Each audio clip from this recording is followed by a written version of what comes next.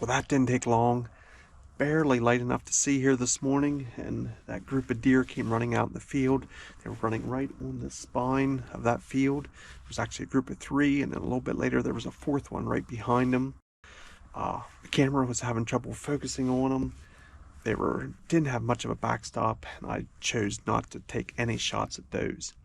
But it is the last day of the Pennsylvania rifle season, and my wife was rather adamant not to be too picky today. She wants more venison in her freezer. So right out of the gate, I see these deer, but just no opportunity for those. So I am hoping that I get another chance to fill a tag here today and make my wife happy on the last day of Pennsylvania rifle season.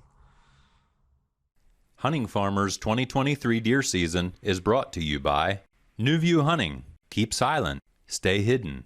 Everything is new except your view with New View Hunting products.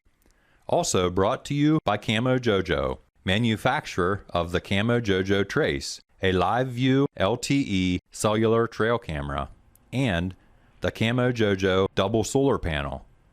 Camo Jojo, connect with nature. Been having a good season so far, seeing lots of deer, just struggling to put a tag on one. In fact, during the rifle season here, I did some hunting on public land, had a couple of really close calls, doing some sneaking around in the mountains, got close several times, but yet I did not take a shot yet. I'm hoping that's going to change today.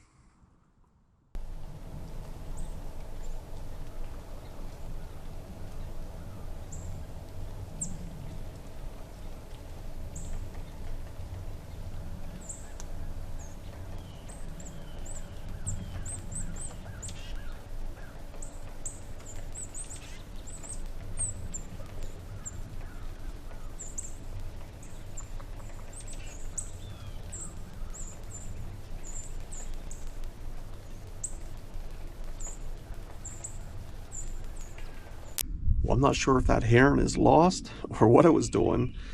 It came, landed on a limb just 30 yards below me here. I do have a small stream here on my property, but it is pretty well dried up this time of year. Usually I see the herons at the creek, which is a long ways from here. So I don't know if it was just passing through or looking for water, but pretty interesting to see nonetheless.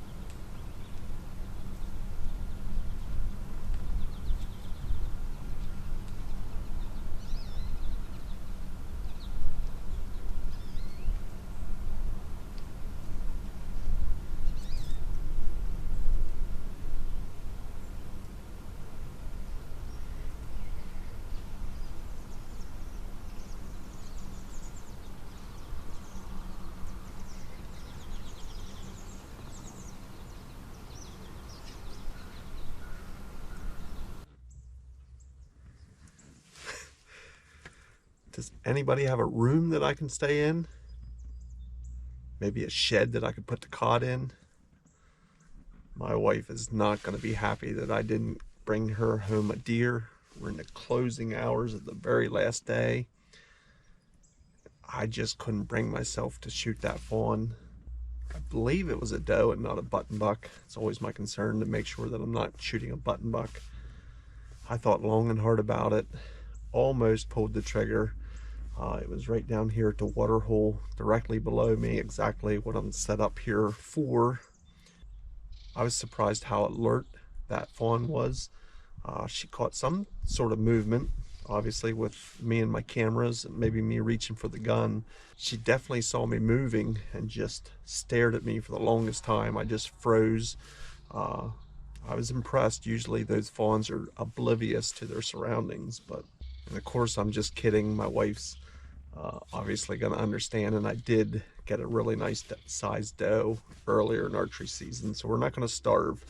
Truth be told, if I take a couple of tags into the late archery or flintlock season that comes in after Christmas, I'll never be sad for that. I do enjoy, although it's very tough hunting that time of year, I do enjoy getting out some, and it looks like I'll be carrying a couple of tags for that season, so I have something to look forward to.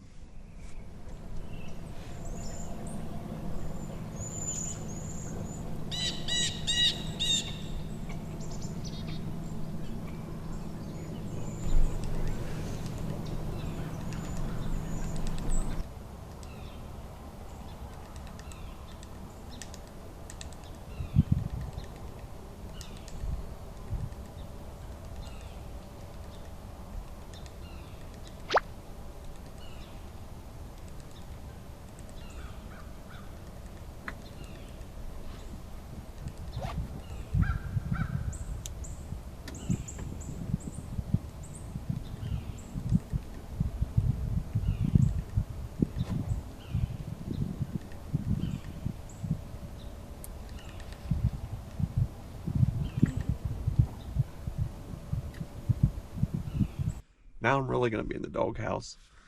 Not only did I pass up that fawn, I just blew an opportunity on two larger deer. I don't even know where they came from. I was on my phone, I got a notification, one of my public land trail cameras had an absolutely beautiful buck on it.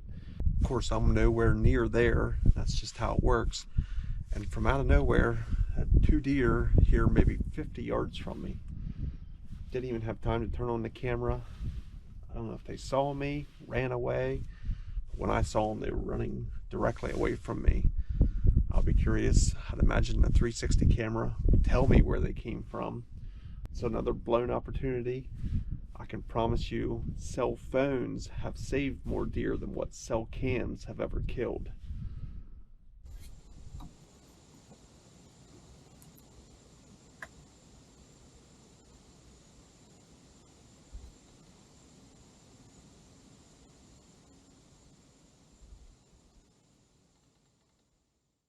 Well, that's it. I think I hear someone singing. The bad news is our rifle season is over. The good news is we get a couple week break here, and then our flintlock season comes in. And although I usually ride the struggle bus all the way through the flintlock season, there'll be at least one more video coming out with that. If nothing else, at least it'll be an example of what not to do when you're flintlock hunting. I want to thank you for following along, and I want to thank New View Hunting and Camo Jojo for help paying the bills this season. Check out their links down in the description. Until I pick up that flintlock, I want to thank you for watching, and we'll see you in the next video.